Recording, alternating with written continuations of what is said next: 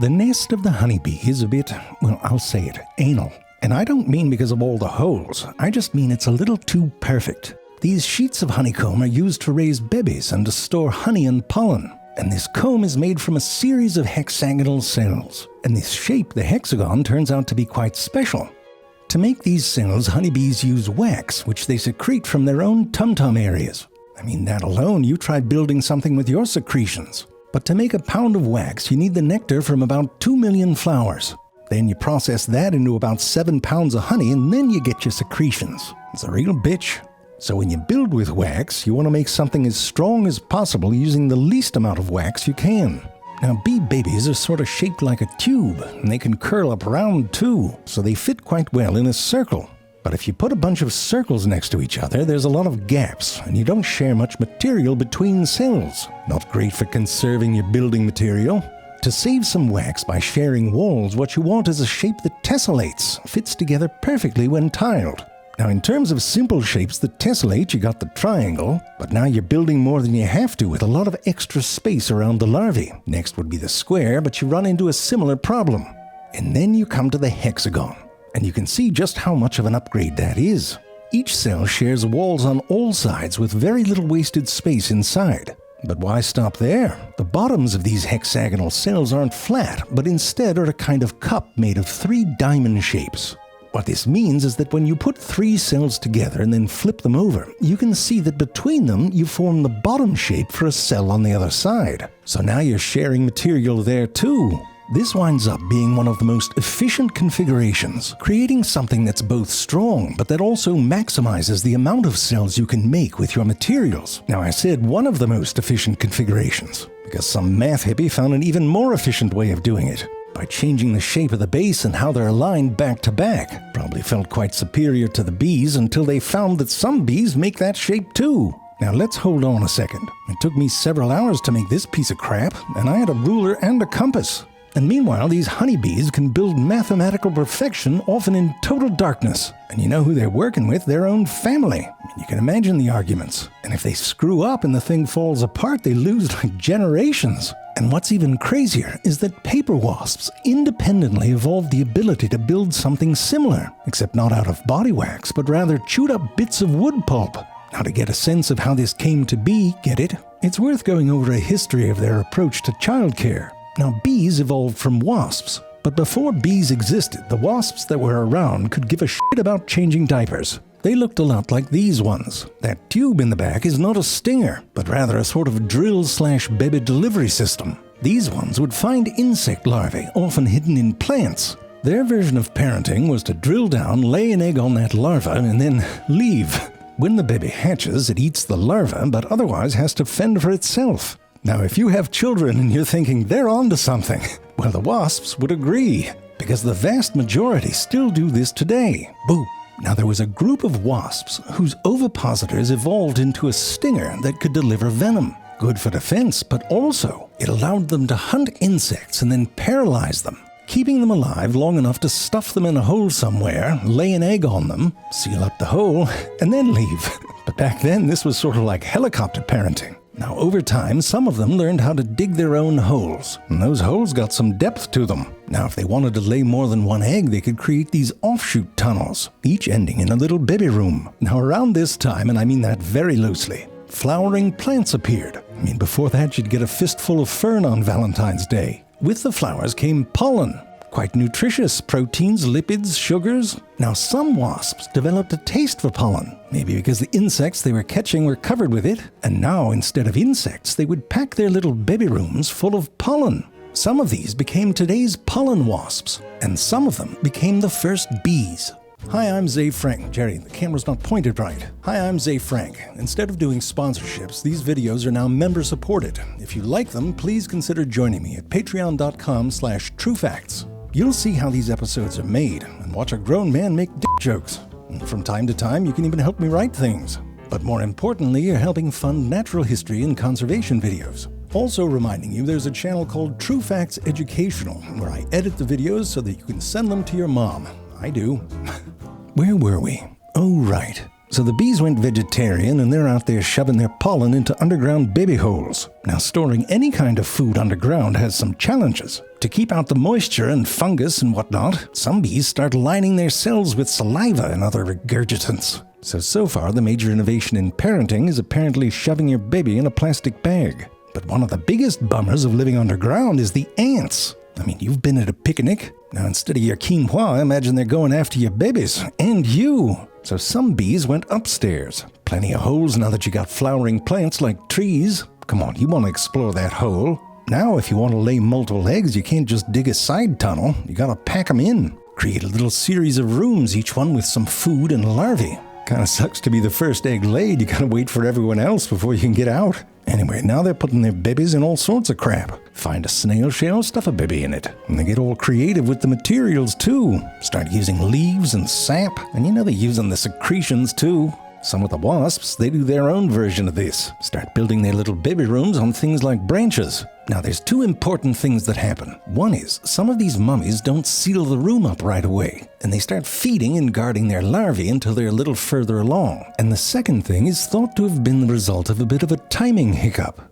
Imagine a mother who builds and lays eggs in a number of baby rooms, and it takes long enough that she's still working when the first child emerges. The first children often emerge smaller from being undernourished. Give mom a break, single working mother, so they hang around a bit before going off to start a new nest. Now let's say that their maternal instincts kick in a bit early, and so they start taking care of their sisters and maybe helping mom build some new rooms. So the idea is that slight changes to the timing of their development can lead to solitary insects becoming social insects, a family business. The stingless bees were thought to be the first ones to evolve this. With generations working together, you can start to go big, and some of these nests can have some complexity to them, with a sort of defensive labyrinth down at the bottom, and then plates or spirals of ordered baby rooms on top. It can start looking a bit similar to a honeybee comb, but these are more like little rounded pots put next to each other. But becoming social doesn't guarantee complexity. Bumblebees became social, and their nests are a mess. No, it's not until you get to the honeybee and later the paper wasps, who use costly materials to make things that often hang down and have to support weight, before you start getting that insanely obsessive geometry. But how do they know how to do it? Do they have some idea of what it should look like? I mean, even a simple structure like this, let alone when thousands of them are collaborating on a nest. I mean, you know, statistically there's got to be a few idiots in there. Well, for this it's helpful to go over a concept called stigmergy. Stigmergy, terrible word, is the idea that a signal in the environment triggers some sort of behavioral response in the animal. I'm sure you know a bit about it because of the ants. When they're out exploring or looking for food, they lay down a little Hansel and Gretel breadcrumb trail as they go. But instead of breadcrumbs from the hand, it's pheromones from their butt region. You can see that one, plop some down right there. You can think of it as a butt perfume that fades over time. Now, when the next ant comes across these pheromones on the ground, it gets a signal to follow that trail, and the stronger that signal is, the more likely they are to do that. Now, this simple rule famously allows ants to find the shortest distance between their nest and a food source. At first, there's ants walking all over the place, but the ants that happen to follow the shorter path double back first and reinforce that route more quickly, which leads others to do the same.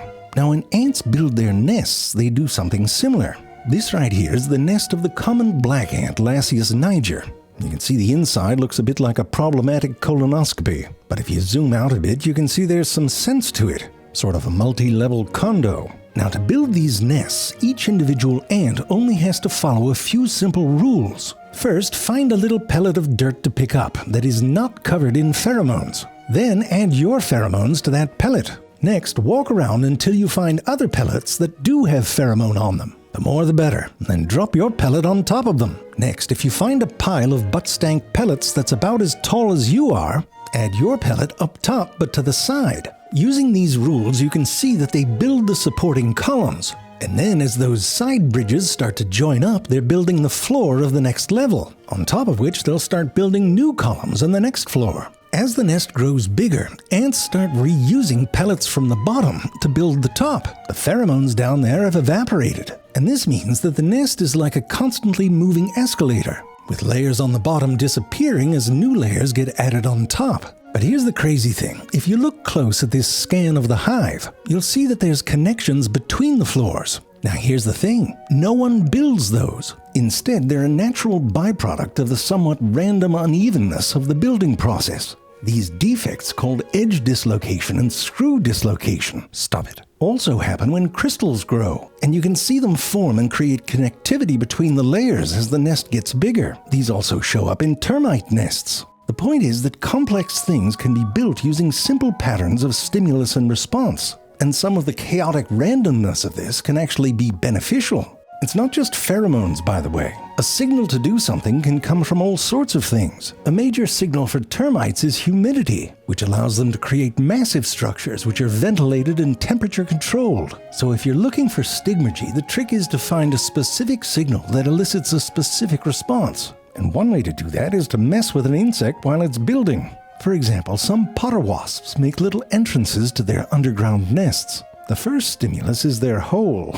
I'm like 12. Then there seems to be stimuli related to height and curvature and shape. And the science hippies figured this out by doing stuff like this. If they're building the straight part and you bury it part way, they'll keep building it until it's the right height. When it's the right height, that's the stimulus to start curving. But now, if they're building that curve and you bury it part way, they don't care about the height anymore. And they'll build that bell shape right into the ground. If you really want to mess with them, cut a hole in the top after they've finished, because that hole is back to the first stimulus. And instead of patching it up, they'll build a whole new funnel. So you can make sort of decision tree flowcharts out of this stuff. Kind of makes it more fun to watch a paper wasp queen start a new nest. Work on the angles of your base until it forms the stimulus to start building the stalk. This stalk, by the way, is cool. They cover it with ant repellent, a line of defense, literally. When the stalk's the right length, you build a sort of flat surface that provides the backing for your first cells. Now in this case, the cells start off as circular tubes. Then she sticks her head in there and applies pressure to form the flat walls of adjoining cells. So the outermost cells will have a rounded side to them.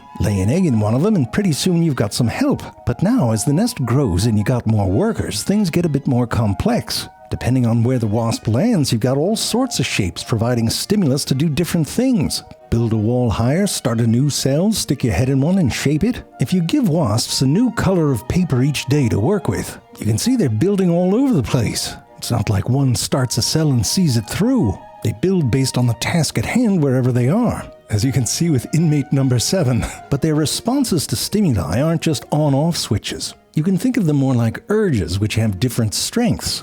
So depending on the shape they come across, they have different probabilities of doing a particular thing. For example, the probability that a wasp will start a new cell seems to have to do with how many inward corners they come across. In the first one, you got a corner, but it's outward facing, 0 probability. Next one, you got one inward corner, goes up to 20%. You get it, and by the time you get to the last one, it's almost guaranteed that they're going to start a new cell there. But a different species may have instincts with different probabilities, and you can run simulations that show how you get different nest architectures from them. Now at this point, you might be like, all right, I get it. Honeybees and their hexagons, they do it the same way as these wasps, right? Set of pattern responses triggered by stimuli, you fart out a honeycomb. And this may be true, but it doesn't stop science hippies from challenging this idea. One reason for this is how well honeybees do when things get wonky. Out in nature, they build their honeycombs in all sorts of places, which means you're not always building in nice flat sheets. Science hippies got them to build this shape just by rotating the hive every few days,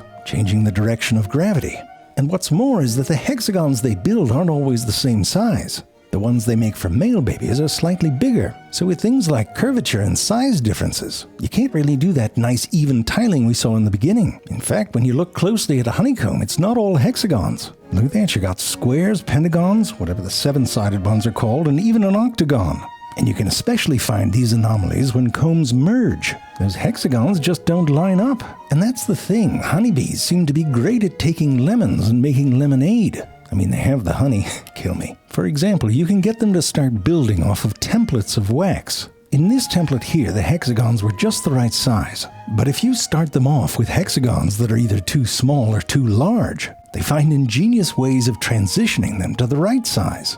So one argument is that if this was purely stigmergy, you'd have to have a ridiculous amount of rule sets to deal with all the things that the bees encounter. So maybe there's something else going on. Maybe they have a template in their mind, or there's something to do with physics like those termite ramps. One idea was that if you heat wax up, it acts like a liquid, and maybe that mathematical purity emerges from physical forces like surface tension, much like how soap bubbles form geometric patterns. But hives don't seem to get hot enough for that to work. Another thought is that they're just building round tubes, but neighboring bees pushing walls against each other eventually finds a geometric equilibrium. But on the other hand, when you look at some of these bees start building, it certainly can seem like they're making hexagons.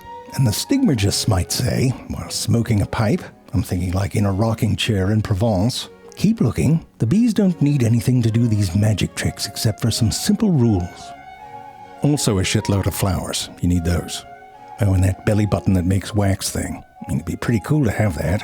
But in humans, it'd probably come from our ear holes, which would suck. Hey Dale, is your wax ready? What? I said, is your wax ready? Yeah, I did my taxes already. And that's the sort of comedy writing gold you'll get to witness if you join my Patreon. Member-supported dad jokes.